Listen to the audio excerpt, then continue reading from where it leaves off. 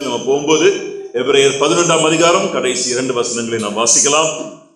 எபிரேயர் 11வது அதிகாரம் கடைசி 2 வசனங்கள்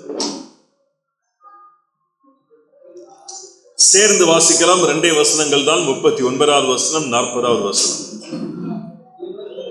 இவர்கள் எல்லாரும் விசுவாசத்தினாலே நற்சாட்சி பெற்றும் வாக்குத்தத்தம் பண்ணப்பட்டதை அடையாமற் போனார்கள்.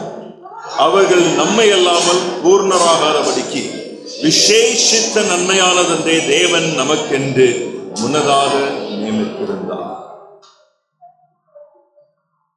இவர்கள் எல்லாரும் யார்? எல்லாரும் இந்த 12வது வசனத்துல நம்ம வாசித்த எல்லாரும், இவர்கள் எல்லாரும் விசுவாசத்தினாலே நற்சாட்சி பெற்றிருந்தும் வாக்குத்தத்தம் பண்ணப்பட்டதை என்ன செய்தார்கள்? அடையாமற் போனார்கள். ஏன்? 40வது வசனம். அவர்கள் நம்மை அல்லாமல் பூர்ணராகாதபடிக்கு விசேஷித்த நன்மையானதொன்றை தேவன் யாருக்காக நியமித்திருந்தாரோ? நமக்கு. நோவா அதை பார்க்கல, ஆபிரகாம் அதை பார்க்கவில்லை, மோசே அதை பார்க்கவில்லை, ராகா பார்க்கவில்லை. அந்த 32வது வசனத்திலிருந்து வருகிற எல்லா பெயர்கள் அவங்க யாரும் எதனை செய்யல, பார்க்கவில்லை. விசேஷித்த நன்மை ஒன்றை நமக்கு என்ன செய்தாராம்? நியமித்திருந்தார். A greater benefit, a greater blessing was appointed for us. So இந்த கடைசி செஷன்ல 2 விசேஷித்த நன்மைகளை குறித்து நான் பேச போகிறேன்.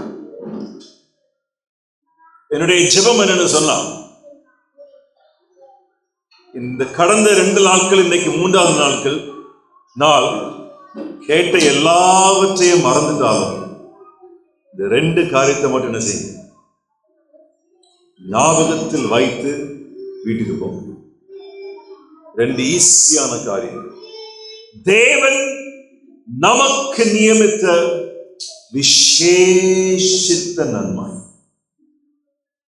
இங்கே சொல்லப்பட்டிருக்கிறது நன்மையானது ஒன்று. எத்தனை நன்மைகள்? ஒரு நன்மை தான். ஏன்னா 10வது வசனத்துல அந்த நன்மையை பற்றி, 10வது அதிகாரத்துல அந்த நன்மையை பற்றி ஏற்கனவே சொல்லிட்டாரு. ஆகவே நன்மையானது ஒன்றை சொல்றாரு. நம்ம 10வது அதிகாரத்துல போய் அதை பார்ப்போம், அது என்ன நன்மை. 2வது நன்மையை 12வது அதிகாரத்துல சொல்லுவார். ஆகவேதான் இந்த இடத்துல 11வது அதிகாரத்துல நன்மையானது ஒன்றைன்னு போட்டிருக்குது. 10வது அதிகாரத்தில் அதுக்கான விடை காணப்படுகிறது. 12வது அதிகாரத்துல 2வது நன்மையை குறித்து நான் சொல்ல போகிறார். ஆகவே இந்த செய்தியுடைய தலைப்பு என்னன்னு சொன்னா, விசுவாச வாழ்க்கையில் தேவன் நமக்கு நியமித்திருக்கிற விசேஷித்த நன்மைகள். 2 நன்மைகள். முதலாவது நன்மையை போய் பார்க்கலாம். 10வது அதிகாரத்துக்கு திருப்பிக் கொள்ளுங்க. எபிரேயர் 10வது அதிகாரம், எபிரேயர் 10 12வது வசனம் முதல். எபிரேயர் 10 12வது வசனத்திலிருந்து வாசிக்கிறேன். இவரோ பாவங்களுக்காக ஒரே பலியை செலுத்தி என்றென்றைக்கும் தேவனுடைய வலது பாரிசத்தில் உட்கார்ந்து இனி தம்முடைய சத்துருக்களை தமது பாதப்படியாக்கி போடும் வரைக்கும் காத்து கொண்டிருக்கிறார். ஏனெனில் பரிசுத்தமாக்கப்படுகிறவர்களை ஒரே பலியினாலே இவர் என்றென்றைக்கும் என்ன செய்தாராம்? பூரணப்படுத்தி இருக்கிறார். 11வது அதிகாரத்துக்கு வாங்க. 40வது வசனம். அவர்கள் யாரெல்லாரும்? இந்த 11ஆம் அதிகாரத்துல பார்த்த எல்லாரும். அவர்கள் நம்மை அல்லாமல் பூரணராகாதபடிக்கு தேவன் விசேஷித்த நன்மை ஒன்றை நமக்கு என்ன செய்தாராம்? ஏற்படுத்தி வைத்தாராம். இங்க 10ஆம் அதிகாரம் 14வது வசனத்துல யார் நம்மை பூரணப்படுத்தினார் என்பதை குறித்து போட்டிருக்கிறாங்க. இவரோ பாவங்களுக்காக ஒரே தரம் தம்மை பலியாக கொடுத்ததுனாலே இவர் நம்ம என்ன செய்றாரு? பூரணப்படுத்தி இருக்கிறார். இப்போ உங்களுக்கு தெரிந்திருக்கும், தேவன் நமக்கு நியமித்திருந்த விசேஷித்த நன்மை நம்பர் 1 என்னது? கிறிஸ்து. நோவா அவரை பார்க்கவில்லை. ஆபிரகாமுக்கு அந்த வாக்குத்தத்தம் கொடுக்கப்பட்டது, உன்னுடைய வித்தின் மூலமாக உலகத்தின் சந்ததிகள் அனைத்தும் என்ன செய்யப்படும்? ஆசீர்வதிக்கப்படும். ஆனால் அந்த குமாரனை ஆபிரகாம் என்ன செய்யணும்? பார்க்கவில்லை. அநேக நூற்றாண்டுகளுக்கு பிற்பாடு மத்தேயு 1ஆம் அதிகாரத்திலே மத்தேயு எழுதுகிறார், தாவீதின் குமாரனாகிய ஆபிரகாமின் குமாரனாகிய இயேசு கிறிஸ்துவின் எனது வம்ச வரலாறு. ஆபிரகாம் அவரை பார்க்கவில்லை, மோசே பார்க்கவில்லை, ராகாப் பார்க்கவில்லை, இஸ்ரவேலர்கள் பார்க்கவில்லை அவரை. இந்த விசேஷத்த நன்மையை தேவன் யாருக்கு நியமித்திருந்தாலும் இப்ப சொல்றாரு, நமக்கு நியமித்திருந்தார். கிறிஸ்து, the greatest special blessing number 1 is Christ himself. இந்த இடத்தை விட்டு இந்த கேம்பை முடிச்சு நீங்க வீடுகளுக்கு செல்லும் போது இந்த நன்மை உங்களோட கூட என்ன செய்யணும்? எடுத்துக்க. கிறிஸ்துவே அந்த நன்மை. கிறிஸ்து என்கிற விசேஷித்த நன்மை. எபிரேயர் 1ஆம் அதிகாரம் 1ஆம் வசனத்துக்கு திருப்பிக் கொள்வோம். எபிரேயர் நிருபம் ஆரம்பித்த விதம் அங்கே வாசித்து பார்க்கலாம். எபிரேயர் 1ஆம் அதிகாரம் 1வது வசனம். பூர்வ காலங்களில் பங்கு பங்காகவும் வகை வகையாகவும் தீர்க்கதரிசிகளின் மூலமாக பிதாக்களுக்கு திருவுளம் பற்றின தேவன். So there was a lesser blessing, ஒரு little bit lesser, smaller benefit.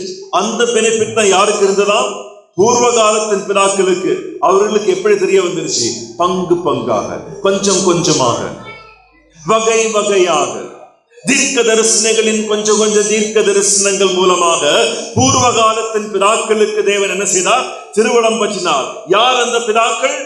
Noah, Abraham, மோசே. இந்த முற்பிதாக்களுக்கு தேவன் பங்கு பங்காக, வகை வகையாக, portion by portion, little by little, through little prophecies என்ன கொடுத்தாராம்? திருவுளம் பற்றினாராம். 2வது வசனத்தை பாருங்க. இந்த கடைசி நாட்களில் குமாரன் மூலமாக நமக்கு என்ன செய்தார்? திருவுளம் பற்றினார். இதுக்கு மேல ஒண்ணுமே கிடையாது. This is the best of all. அனைத்திலும் தலை சிறந்தது இதுதான். இனி பங்கு பங்காகவும் கொஞ்சம் கொஞ்சமாகவும் தேவையில்லை. The best has been given. இந்த கடைசி நாட்களில் வேத புஸ்தகத்துல கடைசி நாட்கள் எங்கெல்லாம் போட்டிருக்குதோ, இந்த கடைசி நாட்கள் என்கிற பதத்துடைய பொருள் புதிய ஏற்பாட்டில் இல்லைன்னு சொன்னா, சில நேரங்களில் நம்ம வாலிபர்கள் கேட்பாங்க, அந்த சண்டே ஸ்கூல்ல இருக்கும் போதும் கடைசி நாள் தான் சொல்றாங்க. இப்போ என்னதான் சொல்றாங்க? கடைசி நாள் தான் சொல்றாங்க. எப்பந்தான் இந்த கடைசி நாள் வரும்? இந்த புதிய ஏற்பாட்டில் கடைசி நாட்கள் என்கிற பதத்துடைய பொருள் என்ன சொன்னா, இயேசு கிறிஸ்து பெத்லகேமிலே பிறந்த அந்த நாள் முதல் அவருடைய 2ஆம் வருகையின் நாள் வரைந்தும் காணப்படுகிற காலகட்டத்தை தான் புதிய ஏற்பாட்டில் எப்படி வாசிக்கிறோம்? கடைசி காலம். ஆகவே சில நேரங்களில் யூத் லீடர்ஸும் சண்டே ஸ்கூல் டீச்சர்ஸும் கொஞ்சம் ஜாக்கிரதையா இருக்கணும். நம்ம தலைமுறைகளை 2025 கடைசி வருஷம் சொல்லி ரொம்ப பயப்படுத்தவும் கூடாது. ஒருவேளை 2100 வரலாம், 2125 வரலாம். ஆனால் இயேசு பிறந்த நாள் முதல், பெத்லகேமிலே தேவகுமாரன் உதித்த நாள் முதல் அவருடைய 2ஆம் வருகை பரியந்தம் காணப்படுகிற காலகட்டம் என்ன காலம்? கடைசி நாட்கள். ஆகவே பவுல் அப்போஸ்தலன் கிபி 60ஆம் நூற்றாண்டிலே 60வது ஆண்டுல ஒரு நிருபத்தை எழுதியிருந்தால் அவரு என்ன சொல்லுவாரு? கடைசி நாட்களில். ஏன்? ஏன்னா அவர் எழுதும்போது இயேசு கிறிஸ்து ஏற்கனவே பிறந்தாச்சு. அவருடைய இரண்டாம் வருகை இன்னும் நடக்க போகிறது. என்ன நாட்கள் அது? கடைசி நாட்கள். இன்னைக்கு 2025 நம்ம பேசும்போது என்ன சொல்கிறோம்? கடைசி நாட்கள். அது சரியா? ஆமா. ஏன்னு சொன்னா 2025 யாருடைய வருகைக்கு பிற்பாடு இருக்கிறது?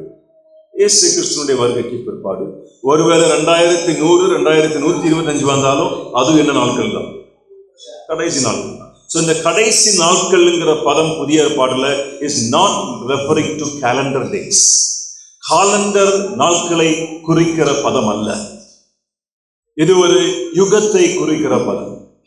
இயேசு கிறிஸ்து தீர்க்கதரிசிகளின் முன்னரையின்படி பெத்லகேமிலே பிறந்து அவருடைய இரண்டாம் வருகை பரியந்தம் இருக்கிற காலகட்டம் கடைசி நாட்கள். இந்த கடைசி நாட்களில் குமாரன் மூலமாக நமக்கு என்ன செய்திருக்கிறார்? திருவடம் பற்றியிருக்கிறார். If this is true, இது உண்மையாக இருந்தால், இது உண்மைதான், that has a real implication. இது நம்மை அதிகமாக பாதிக்க வேண்டும். Christ is sufficient. கிறிஸ்து மாத்திரமே போதுமானவர். கிறிஸ்து போதுமானவர். அது மட்டுமல்ல, Christ is supreme. கிறிஸ்து எல்லாவற்றுக்கும் மேலானவர். தேவன் நமக்கு ஏற்படுத்தியிருக்கிற முதல் விசேஷித்த நன்மை கிறிஸ்துவே. அவர் கிறிஸ்துவை நமக்காக கிறிஸ்து நமக்காக ஏற்படுத்தியிருக்கிற விசேஷித்த நன்மையாக காணப்படுகிறதுனாலே இரண்டு முக்கிய காரியங்கள் அதிலிருந்து படித்துக் கொள்ள வேண்டும். Christ is sufficient. கிறிஸ்து மாத்திரமே போதுமானவர். இரண்டாவதாக கிறிஸ்து எல்லாவற்றுக்கும் மேலானவர். கொலோசியர்கள் நிருபம் வீடுகளில் போய் நீங்க வாசித்து பார்க்கலாம். 1ஆம் அதிகாரத்திலிருந்து கடைசி அதிகாரம் வரைக்கும் கிறிஸ்து எல்லாவற்றுக்கும் மேலானவர். அதுதான் கொலோசி நிருபத்துடைய தீமை. இனி நமக்கு வேற எதுவுமே தேவையில்லை. அங்க தீர்க்க தரிசனம் சொல்றாங்க, இங்க இதை சொல்றாங்க, இங்க இதை பேசுறாங்க, அங்க அதை செய்யறாங்க. இது எதுவுமே தேவை கிடையாது. இந்த கடைசி நாட்களில் குமாரன் மூலமாக நமக்கு என்ன செய்தாரு? திருவளம் பற்றியிருக்கிறார்.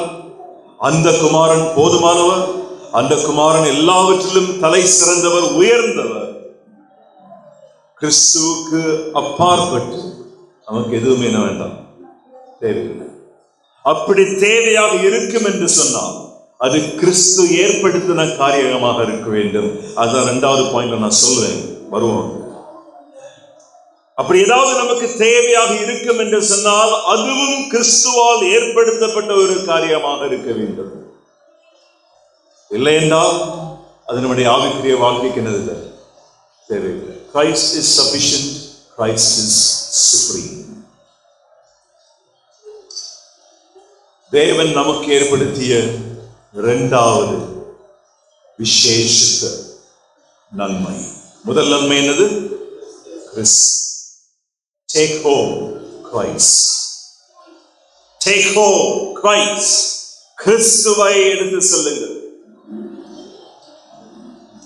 Take home the thought Christ is supreme. Christ is sufficient. கிறிஸ்து போதுமானவர். கிறிஸ்து எல்லாவற்றுக்கும் மேலானவர். இரண்டாவது விசேஷித்த நன்மை. எபிரேயர் 12ஆம் அதிகாரத்தை திருப்பிக் கொள்வோம். எபிரேயர் 12ஆம் அதிகாரம் 23வது வசனம். எபிரேயர் 12:23வது வசனம். பரலோகத்தில் பேரெழுதி இருக்கிற முதற் பேரானவர்களின் சர்வ சங்கமாகிய சபையினிடத்திற்கும் யாவருக்கும் நியாயாதிபதியாகிய தேவனிடத்திற்கும் பூரணராக்கப்பட்ட நீதிமான்களுடைய ஆவிகளினிடத்திற்கும். 11ஆம் அதிகாரம் 40வது வசனம் என்ன சொல்லிருச்சு? அவர்கள் நம்மை அல்லாமல் என்ன செய்யப்படவில்லை, பூரணம் அடையவில்லை. 10வது அதிகாரத்தில் சொல்லுகிறார், இவரோ தம்மை தாமே ஒரே பலியாக ஒப்பு கொடுத்ததினாலே நம்மை என்ன செய்தாராம்? பூரணப்படுத்தி இருக்கிறார். கிறிஸ்து முதலாவது விசேஷித்த நன்மை. இப்போ இரண்டாவது விசேஷித்த நன்மையை குறித்து சொல்கிறார்.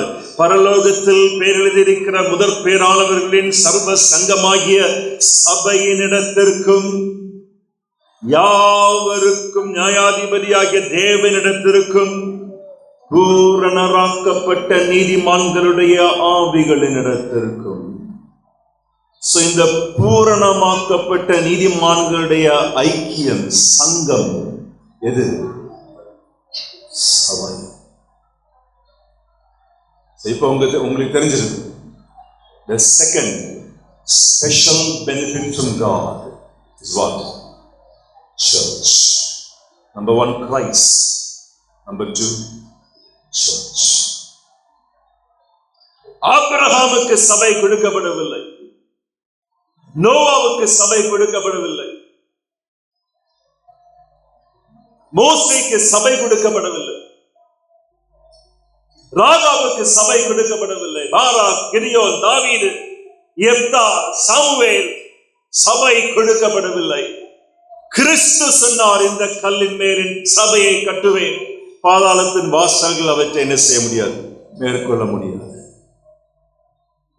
இப்ப எபிரேயருடைய ஆசிரியர் சொல்றார், கிறிஸ்து நம்மை பூரணப்படுத்தப்பட்டவர்களுடைய ஐக்கியம் இரண்டாவது மிகப்பெரிய விசேஷித்த நன்மை.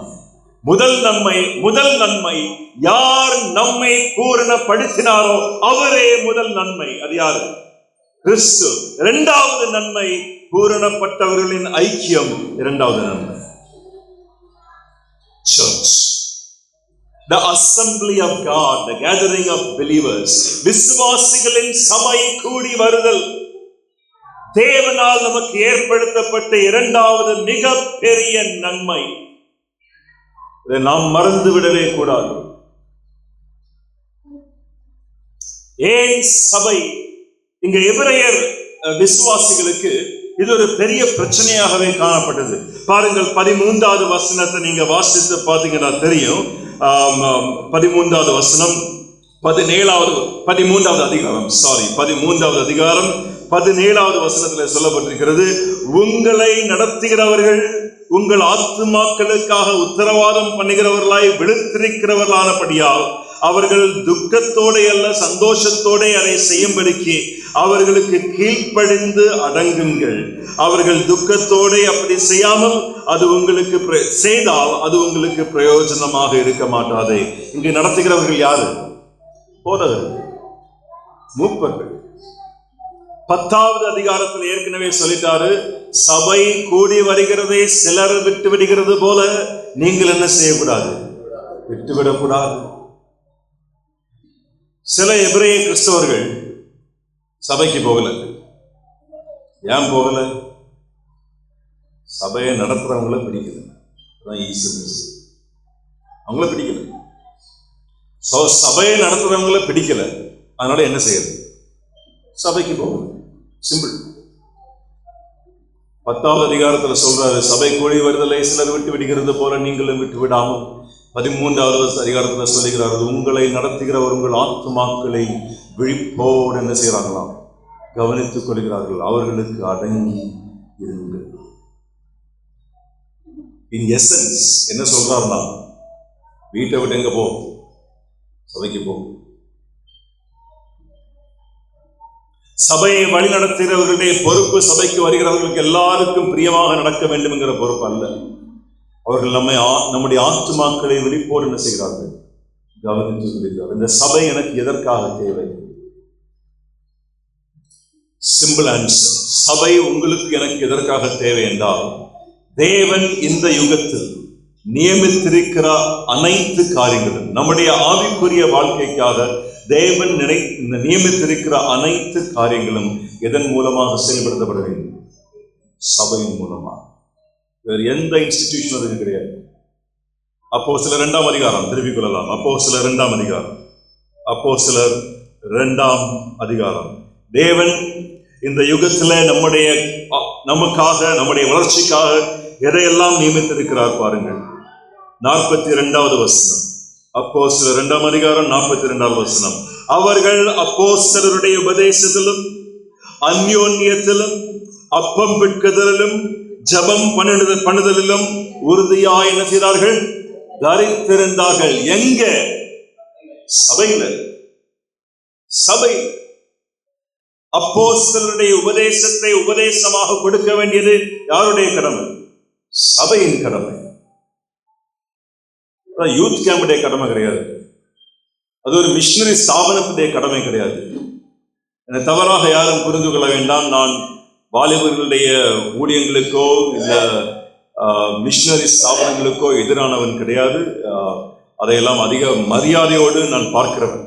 ஆனாலும் நானே ஒரு வேதாகம கல்லூரியுடைய முதல்வராக இருக்கிறவன். Bible college is never an institution established by God. வேதாகம கல்லூரி சபைக்கு ஒருபோதும் ஒரு சப்ஸ்டிடியூட்டாக என்ன செய்ய முடியாது, மாற முடியாது. ஆகவேதான் என்னுடைய வேதாகம கல்லூரியிலே சண்டே மார்னிங், சண்டேஸ் அந்த சபை அந்த கல்லூரி கட்டடத்துக்குள்ளாக ஒரு மீட்டிங் என்ன செய்யாது, நடக்காது. No chapel on Sundays inside the Bible college.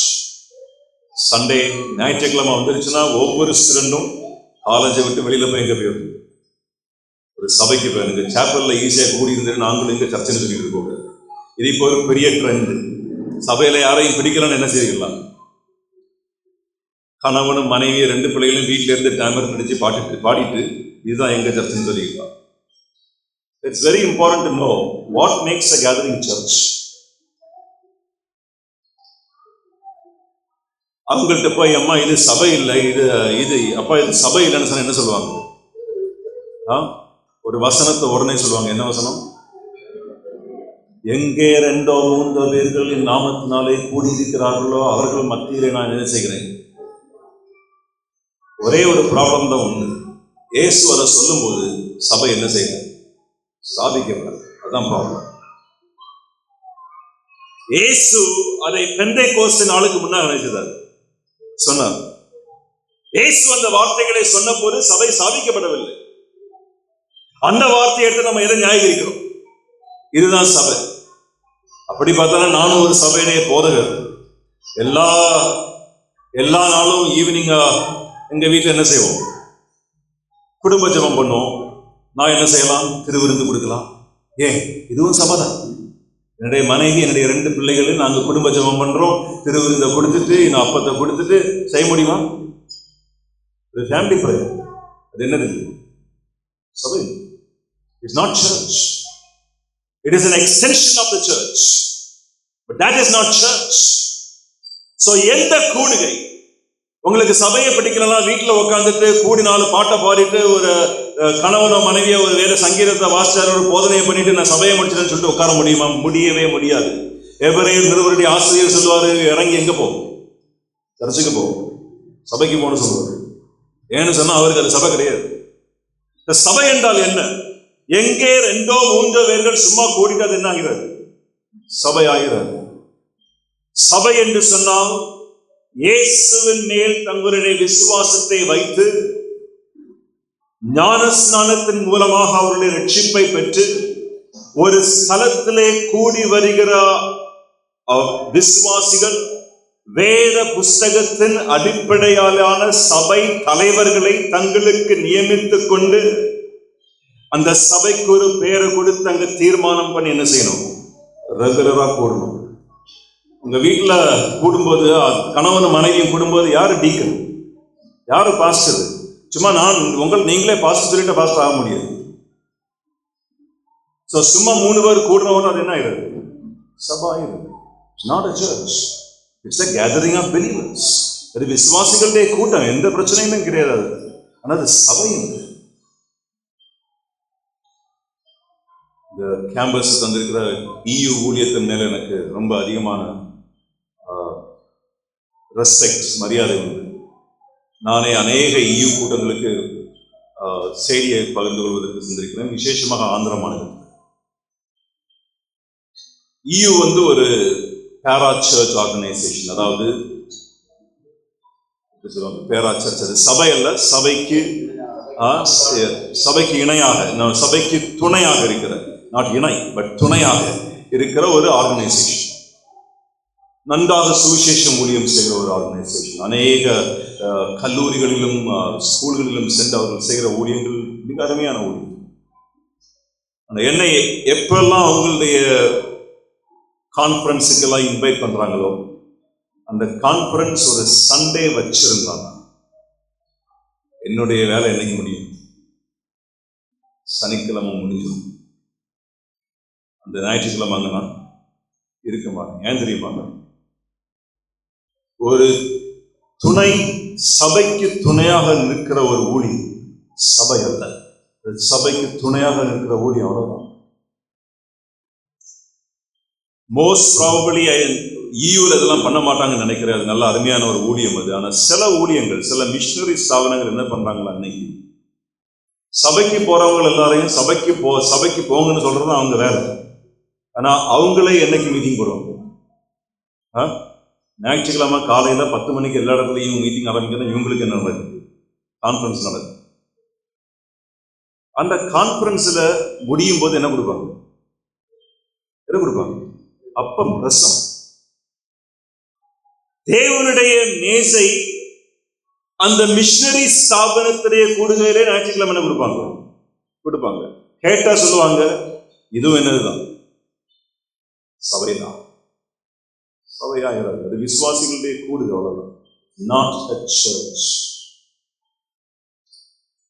கிறிஸ்துவனுடைய இரத்தத்தினால் மீட்கப்பட்டு ஞானஸ்நானத்தில் சாட்சி கொடுத்து ஒரு ஸ்தலத்துல பாரத்தோடு கூட, ஒரு சபையை பார்க்கிற பாரத்தோடு கூட கூடுகிற ஒரு கூட்டம் விசுவாசிகள் வேத புஸ்தகத்தின் அடிப்படையிலான தலைவர்களை தங்களுக்காக நியமித்துக் கொண்டு, ஜெபத்தோடு கூட நியமித்துக் கொண்டு, பாஸ்டர்ஸ், மூப்பர்கள், டீக்கன்ஸ் என்று பார்க்கிறோம், உதவிக்காரர்கள், அவர்களை தங்களுக்கென்று நியமித்துக் கொண்டு தங்களை ஒரு அடையாளம் காட்டிக்கொண்டு அந்த இடத்திலே கூடுகிற ஒரு கூட்டம் மட்டுமே சபை.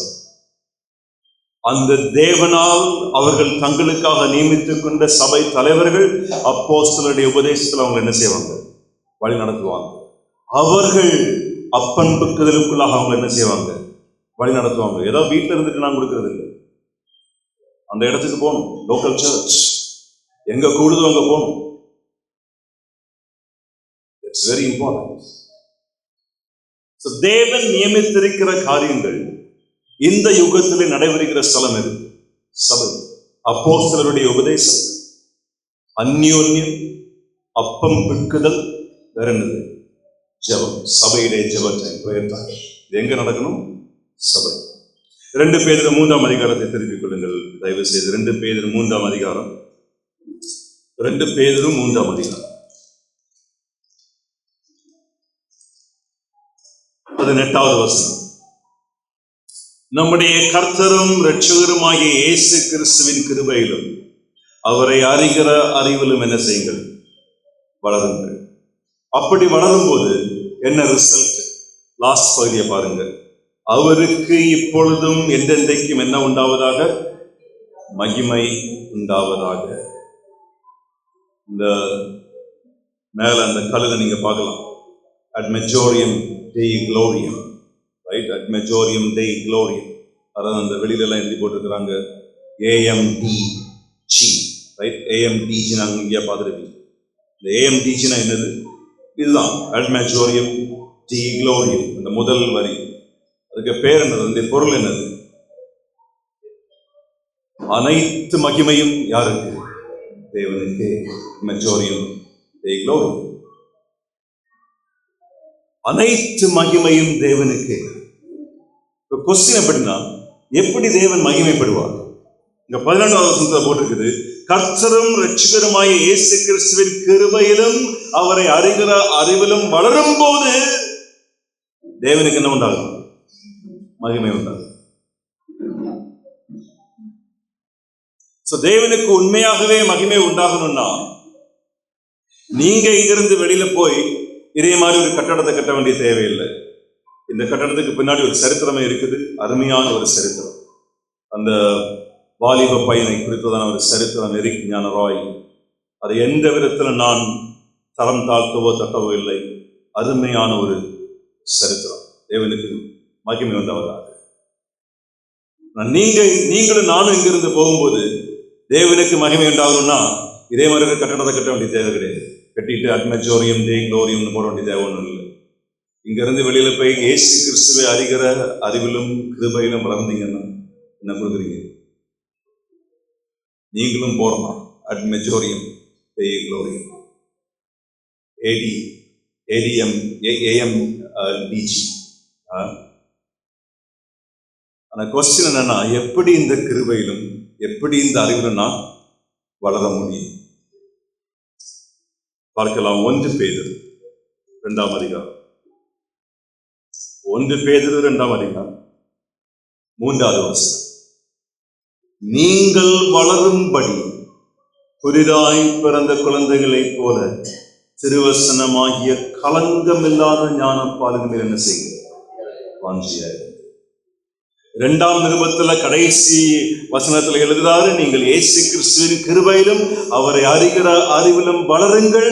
அப்படி செய்யும் போது தேவனுக்கு என்ன உண்டாகும்? மகிமை உண்டாவதாக. ஆமேன்னு சொல்றாரு. 1ஆவது நிருபத்துல 2வது அதிகாரத்தில் எழுதுறாரு, எப்படி வளர வேண்டும்? களங்கம் இல்லாத ஞானப்பாலாகிய திருவசனத்தின் மீது என்ன செய்யுங்கள்? வாஞ்சியாக இருங்கள். இன்னொரு கேள்விங்க, இந்த களங்கம் இல்லாத திருவசனம் எங்க கிடைக்கும் நமக்கு? சபை. சபை தேவன் ஏற்படுத்திய ஸ்தாபனம் சபை. யூடியூப் அல்ல, டெலிவிஷன் அல்ல, அது சபை கூடி வருதல். அந்த சபை கூடி வருதல சபையின் நியமிக்கப்பட்ட தலைவர்கள், போதகர்கள் அந்த போதக ஊழியத்தை செய்யும் போது இந்த களங்கமில்லாத திருவசனம் ஒரு விசேஷித்த விதமாக பரிசுத்த ஆவியின் மூலமாக நம்முடைய இருதயங்கள் என்ன செய்து கடந்து வருகிறது. சபைக்கு போனீங்களா? இல்ல, நான் ஜான் பைப்பருக்கு செய்தியை கேட்டுட்டேன் யூடியூப்ல.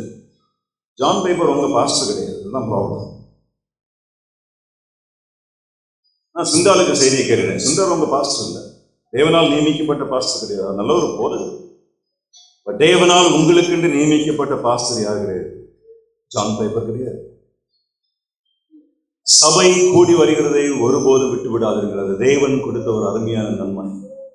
தேவன் நியமித்திருக்கிற இன்னும் ஒரு சில காரியங்களை குறித்து பாச அட்லீஸ்ட் 1 or 2 கலாத்தியர் 6ஆம் அதிகாரத்துக்கு திருப்பிக் கொள்ளுங்கள். கலாத்தியர் 6ஆம் அதிகாரம்.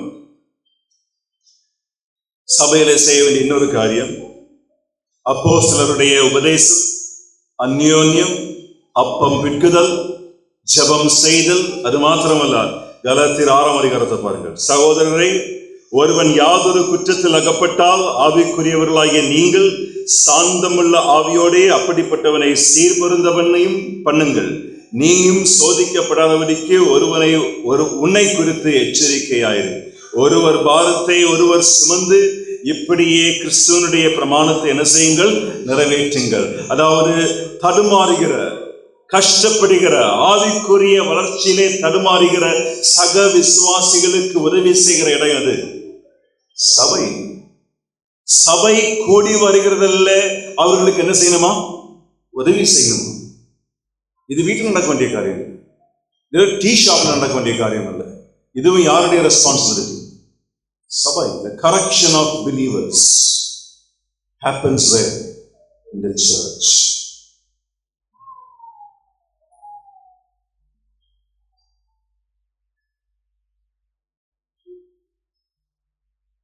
சபையின் 3வது முக்கியத்துவம் என்னவென்று சொன்னார், சபை தேவனால் ஏற்படுத்தப்பட்டிருக்கிற விளக்கு தண்டு. நீங்களும் நானும் அதில் எரிந்து பிரகாசிக்கிற யார்? தீபங்கள். சும்மா வீட்டில் மட்டும் இருந்து பிரகாசிக்கிறது, எங்கேயும் பிரகாசிக்கணும். சபையில பிரகாசித்து எங்கேயும் அது எக்ஸ்டெண்ட் ஆகும். வீட்டில் பாருங்கள், வெளிப்படுத்தின விசேஷம் 2ஆம் அதிகாரம், கடைசி புஸ்தகம், வேதத்தின் கடைசி புஸ்தகம், வெளிப்படுத்தின சுவிசேஷம் 2ஆம் அதிகாரம். எபேசு சபைக்கு எழுதுகிறார் அப்போஸ்தலனாகிய யோவான்.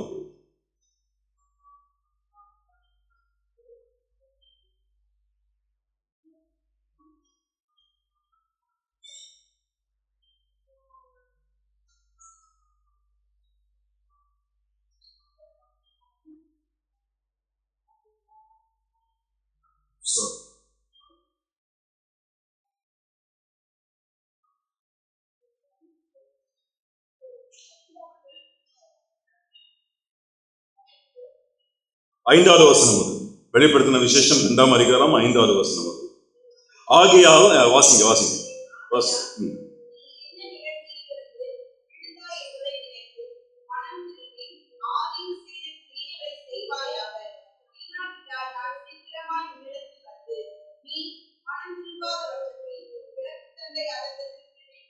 நீ மனம் திரும்பாத பட்சத்தில் உன் விளக்கு தண்டை அதனிடத்திலிருந்து என்ன செய்திருவேன்? நீக்கி விடுவேன். இந்த விளக்கு தண்டை என்னது? எபேசு சபை. எபேசு சபை தான் அந்த விளக்கு தண்டை. மனம் திரும்பாவிட்டால் நான் உன்னிடத்துல விளக்கு தண்டை என்ன செய்திருவேன்? நீக்கி விடுவேன். ஒரு கேள்வி கேட்டு பார்க்கலாம். எபேசு சபை எனக்கு எங்க இருக்கு? எபேசு சபை எங்க இருக்கு? அடையாளம் தெரியாம போச்சு. விளக்கு தண்டு ரிமூவ், தூக்கி எறிஞ்சிட்டார். ஆதி திருச்சபையில ஆண்டவருக்கு விளக்கு தண்டை தூக்கி எறிகிறது ரொம்ப ஈஸி. இன்னைக்கு தூக்கி எறிகிறது ரொம்ப கஷ்டம். ஏன்னா நம்ம கருங்கல்ல சர்ச்சை கட்டி வச்சிருக்கோம். அதுக்கு ஃப்ரெண்ட்ல இருக்கிற போர்டு கருங்கல்லோட வெயிட்டான போர்டு. அதில் ஆண்டவருக்கும் தூக்கி எறிகிறது ரொம்ப கஷ்டம். சபையே செத்தாலும் கருங்கல்லும் போர்டும் அங்கே இருக்கும். அதை அசைக்க முடியாது. அதுக்காக அடிச்சுட்டு இருப்பாங்க கோர்ட்ல.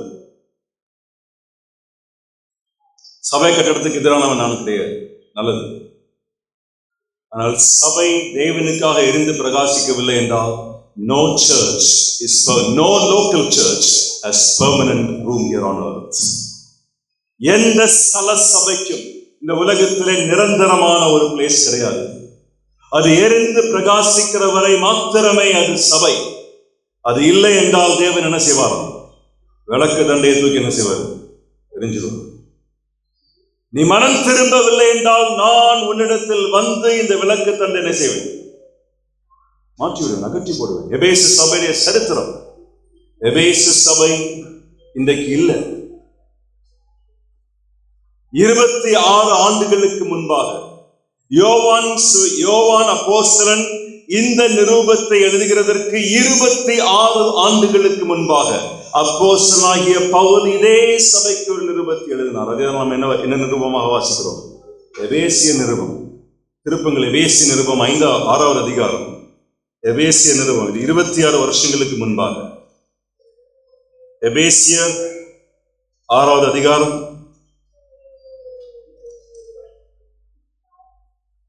24வது வசனம். இதுதான் கடைசி வசனம். ஒரு லெட்டர்ல இதுதான் சிக்னேச்சர் பார்ட். அப்போஸ்தலனாகிய பவுல் சைன் வைக்கிறாரு, சைன் போடுறாரு அந்த லெட்டர்ல. எப்படி போடுறாரு பாருங்க.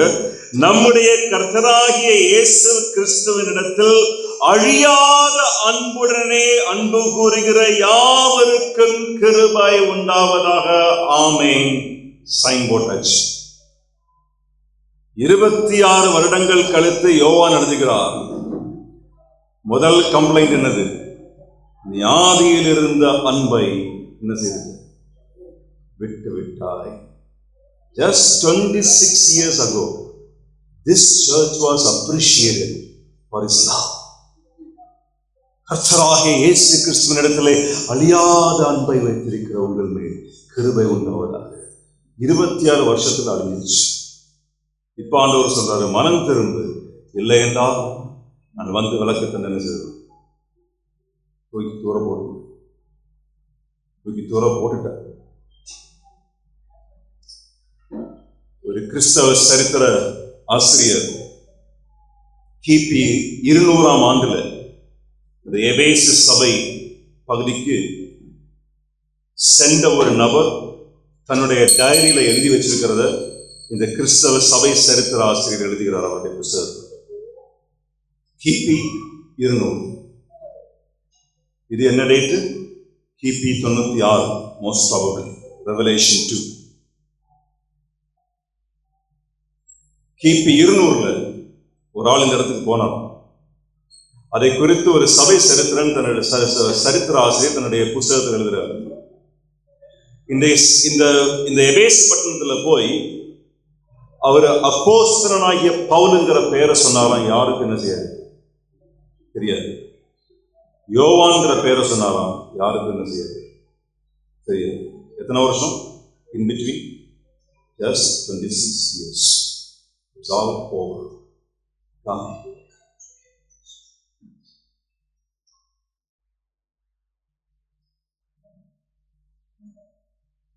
நீங்களும் நானும் சபைக்குள்ளாக தேவனால் ஏற்படுத்தப்பட்டிருக்கிற விளக்கு, சபை தேவனால் ஏற்படுத்தப்பட்டிருக்கிற விளக்கு தந்து, அதுல நீங்களும் நானும் எரிந்து பிரகாசிக்கிற தீபம். அது வீட்டில் மட்டும் எரிகிறது இல்லை, எங்க எரியும்? சபையில் எரியும். அதுதான் தேவனால் நியமித்திருக்கிற சாதனம் சபை. தேவன் நியமித்த அனைத்து காரியங்களும் செயல்படுகிற ஸ்தலம் இது சபை. அது யூத் கேம்ப் கிடையாது, அது ரிட்ரீட் சென்டர்ஸ் கிடையாது, அது மிஷனரி ஸ்தாபனங்கள் கிடையாது. கிறிஸ்துவால் ஏற்படுத்தப்பட்ட சபை மாத்திரம்.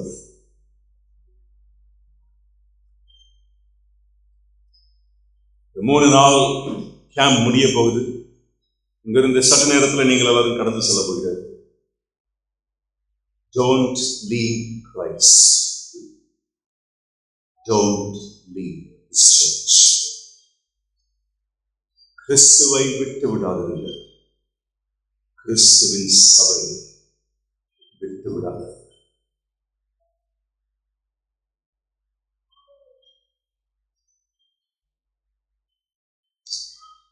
சில நேரங்களில் சில காரியங்களை சொல்லிட்டானா அது சாபம்னு நினைச்சு எடுத்துக்குவாங்க. நம்ம சொல்ல மாட்டோம். அது பிப்ளிக்கல் பேப்டிஸ்ட் சர்ச்சாக இருந்தாலும் சரிதான்,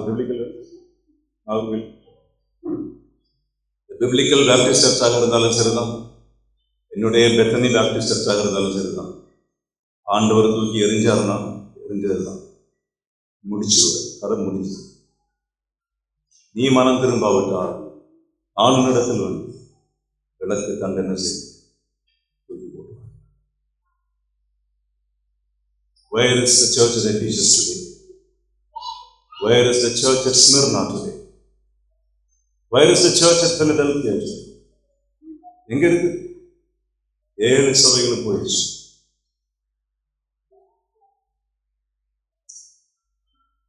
கிறிஸ்துவை எடுத்து செல்லுங்கள்.